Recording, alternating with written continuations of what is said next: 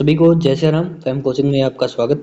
बात करेंगे आज जूनियर अकाउंटेंट का डीवी होने जा रहा है, जिस सुपरवाइजर का होने जा रहा है, सीएचओ का, एएनएम का, सभी का होने जा रहा है। ये कॉमन डाउट है, सबके लिए है। ठीक है, तो यहाँ पे चार डाउट मैंने मेंशन किए हैं। वो कौन से? एक कास्ट सर्टिफिकेट को लेके है, एक आय मूल और एक करेक्टर सर्टिफिकेट को लेके। चार है।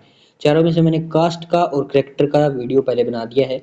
उस वीडियो का लिंक डिस्क्रिप्शन में दे दूंगा और जाके चैनल खोल के भी देख सकते हैं। 15 अगस्त के दिन वीडियो डाल दिया है, आज के दिन, और देख लेना। ये डाउट्स है जो मैंने सामने इस पीडीएफ में लिख रखे हैं। ये पीडीएफ आपको टेलीग्राम में मिल जाएगी। जो आपका डाउट हो उस वीडियो वो वीडियो देख लें। दो उसमें है करेक्टर और कास्ट, और दो इसमें बता दूंगा कौन से आय वाला और मूल निवास वाला। ये इतने डाउट मैंने मेजरली लिखे हैं जो मेरे पास ज़्यादा आते हैं। और किसी का होगा तो वो पूछ लेना। एक अपना टेलीग्राम ग्रुप है जिसे ज्वाइन कर लेना। वहाँ पे सारे मैंने प्रारूप हैं एफिडेविट के, जो भी आपका लगेगा वो सब डाल दिया आज के दिन। और दूसरा व्हाट्सएप ग्रुप है जहाँ पे आप मांग भी सकते हैं, कोई चीज़ आपको चाहिए या पूछ सकते हैं, कोई सवाल है, कोई डाउट है, या किसी चीज़ में आपके करेक्शन वगैरह है, जो भी है आप वहाँ पे पूछ सकते हैं। व्हाट्सएप ग्रुप के दो लिंक आपको डिस्क्रिप्शन में मिलेंगे। दोनों में से एक नर्सिंग का है, तो सीएचओ एनएम वाले हैं वो नर्सिंग वाला ज्वाइन कर लेना, और जो अपने जूनियर अकाउंटेंट और एजी वाले हैं वो अपना वो कर लेना, नॉन नर्सिंग वाला। दोनों के लिंक अलग अलग दिए गए हैं। ओके, लिखा भी है, मैंने मेंशन किया नॉन नर्सिंग और नर्सिंग। तो दोनों ज्वाइन कर लेना। अब शुरुआत करते हैं, ज़्यादा टाइम ज़ाया नहीं करेंगे। मेजर जो अपना डाउट है वो ये है। इसमें एक चाइल्ड एफिडेविट भी ऐड करूँगा मेरे पास। अभी देखो, एक डाउट आया था चाइल्ड एफिडेविट को लेके, तो उसकी अलग से कोई वीडियो नहीं बनेगी, लेकिन इसी में क्लियर कर दूंगा। ओके, तो पहले चाइल्ड एफिडेविट वाला ही क्लियर कर देता हूँ। देखो, चाइल्ड एफिडेविट का क्या है, जो लोग मैरिज शो करेंगे ना, मैरिज कि आप मैरिड हैं, मतलब मैरिड है, तो मैरिड हैं तो आपको एक एफिडेविट देना होगा जो चाइल्ड का होगा। और उसका फॉर्मेट तो देखो मेरे पास अभी नहीं है, अवेलेबल नहीं है, लेकिन जैसे होता है मैं टेलीग्राम में डाल दूंगा। पर मैं आपको बता देता हूँ कैसे करना है। देखो, अगर आपके 0 चाइल्ड हैं, एक है, दो है या तीन है। ऑफलाइन में क्या होता था, यदि दो से अधिक आपके पास है, जैसे तीन है, चार है, तो आपको देना ही देना है। लेकिन ऑनलाइन में ऐसा सिस्टम है कि यदि आपके पास 0 हो या एक हो या दो हो, जितने भी चाइल्ड है आपको एफिडेविट तो देना ही पड़ेगा। मतलब मैरिज हो तो एक ये पंगा है वो आपके लिए ज़्यादा बढ़ गया है। ठीक है, तो आपको देना पड़ेगा। इसमें आपको क्या लिखवाना है, सिर्फ इतना ही स्टाम्प ले लेना 50 रुपये का, उस पर लिखवा लेना कि मेरे अभी इतने बच्चे हैं, या अभी बच्चे नहीं हैं, या आप कहें मेरे अभी शून्य बच्चे हैं। जो भी लिखे यार, मतलब वो खुद लिख देते हैं यार, एफिडेविट बनाने वाले होते हैं ना, उनको इतना ज्ञान होता है। तो वो खुद लिख देंगे, आप उन्हें बताएंगे कि मेरे पास एक बच्चे हैं या दो हैं या तीन हैं या नहीं है, तो वो खुद लिख के दे देंगे आपको। और जैसे फॉर्मेट मेरे पास अवेलेबल होता है तो मैं दे दूंगा। वैसे अभी ऐसा कोई फॉर्मेट मेरे हिसाब से नहीं मिला मुझे 0 1 बच्चे का जो मैं दे दूं। ठीक है, कॉमन फॉर्मेट नहीं है, वैसे अलग अलग होता है, एक का दो का, तो वो आप लोग वहाँ से पता कर लेना। तहसील से बनेगा, तहसील से बनवा लेना। ठीक है, उसे नोटेरी करवाने की आवश्यकता नहीं है।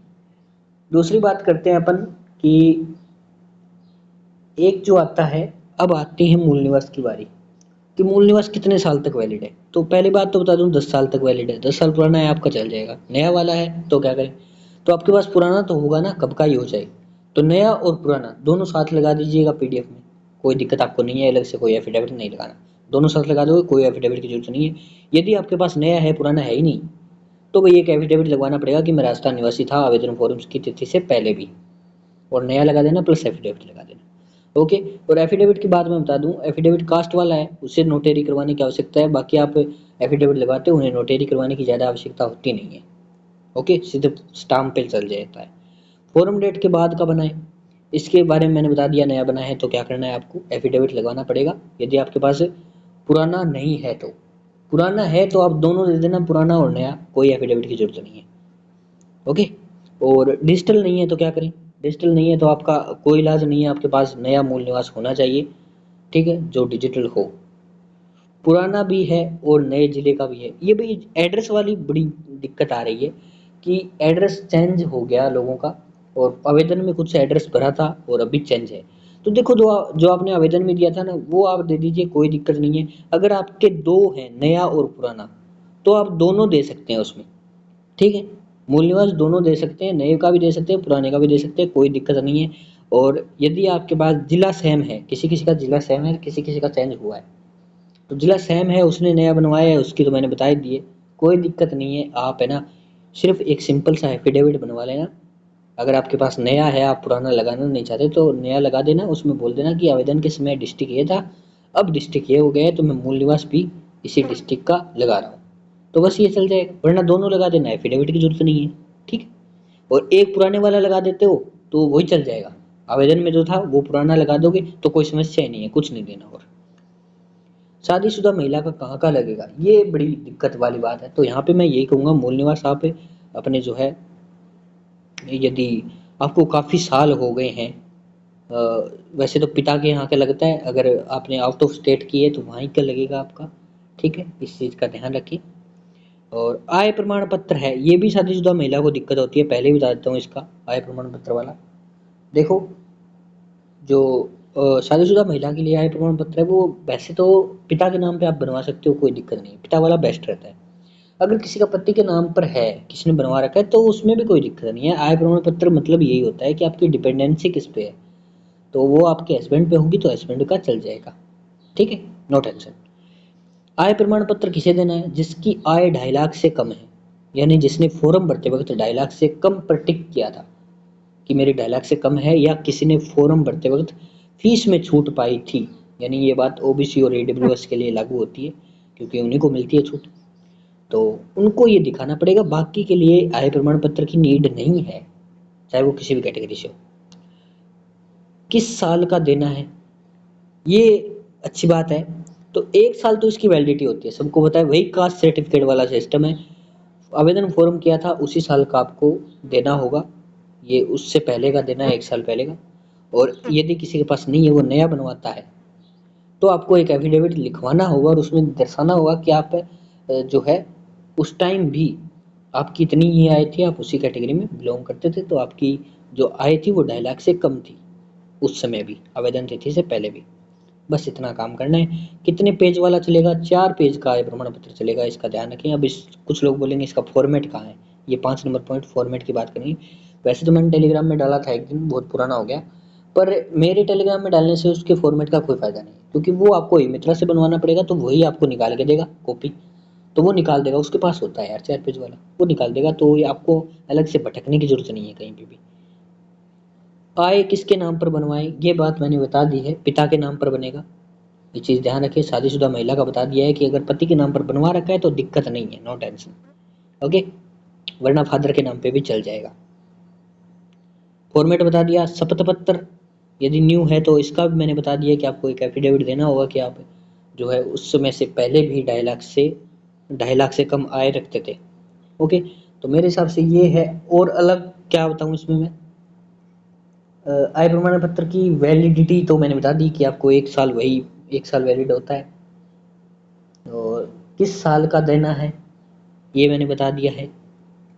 तो आपको इसमें एफिडेविट देना होता है अगर आपने नया बनवा रखा है तो। बाकी और इसमें मेरे हिसाब से कोई पॉइंट बचा नहीं है, चाइल्ड वाला मैंने पहले ही बता दिया। और देखो, ऑनलाइन होगा, ये चीज़ ध्यान रखें।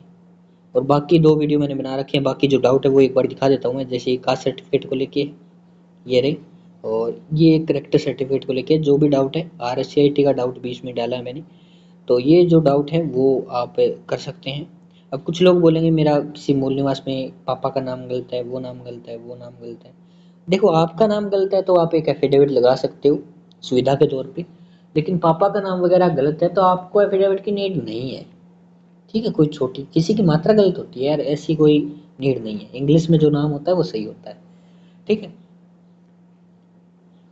सो और मेरे हिसाब से इसमें कुछ है नहीं, बाकी सब कुछ बता दिया है मैंने इसमें तो। अब 2 एफिडेविट रह जाते हैं, जो आपके हस्तलिखित वाला एफिडेविट है उसकी मैं अलग वीडियो लाऊंगा, और फॉरगेट वाला एफिडेविट है, ये सबको बनवाने होंगे 2 एफिडेविट, इसको नोटरी करवाना वगैरह वो सब बता दूंगा। फॉर्मेट अपने टेलीग्राम में मैंने डाल रखे हैं, किसी को देखने की इच्छुक हो तो देख सकता है, वही निकलवाने और उनको ही नोटरी करवाना है। तो भाई मिलते हैं नेक्स्ट वीडियो में, तब तक के लिए धन्यवाद। मेरे साथ सारा कुछ बता दिया। ग्रुप दोनों ज्वाइन कर लेना, आप लोगों के लिए बढ़िया है, टेलीग्राम भी ज्वाइन कर लेना, देखो फायदा होगा आप लोगों को ही। और फालतू ग्रुप में ये नहीं है कि मैंने बोलने की आज़ादी दे रखी है तो मतलब फालतू कुछ बोले जाओगे, जिसका डाउट है वो डाउट पूछो अपना, बस बात खत्म कर। ओके, ग्रुप आपके लिए इसलिए होते हैं, आपकी सुविधा के लिए बनाए जाते हैं, ये नहीं है कि आप उसमें बातें करते रहें। ये मुझे इशू देखने को मिला है ग्रुप में, तभी मैं बता रहा हूँ। ठीक है, तो मिलते हैं नेक्स्ट वीडियो में, तब तक के लिए धन्यवाद। और सब्सक्राइब कर देना, इतनी देर नहीं बोला मैंने, सब्सक्राइब कर देना ताकि आपको आने वाले सारे वीडियो मिल सकें। और जो फोरम कैसे बढ़ना है इसकी वीडियो कल सुबह 10:15 बजे आपको लाइव मिल जाएगी, वीडियो पे बने रहना और चैनल को सब्सक्राइब करके बेल आइकन प्रेस कर लेना ताकि आ जाए। और जो आपके हस्तलिखित वाले हैं वो कैसे बढ़ना है उनकी वीडियो मैं थोड़ी देर में डाल दूंगा। अटेस्टेशन फोरम की पीडीएफ मैंने उसमें डाल दी है टेलीग्राम में, और फोरम कैसे बढ़ना है उसकी वीडियो भी डाल देंगे थोड़ी देर में। ओके, तो आज तक आपको ये सारे वीडियोस मिल जाएंगे। जो मेन वीडियो है कि फोरम कैसे बढ़ना है वो आपको कल सुबह 10:15 बजे मिलेगी। तब तक के लिए जय हिंद, जय भारत।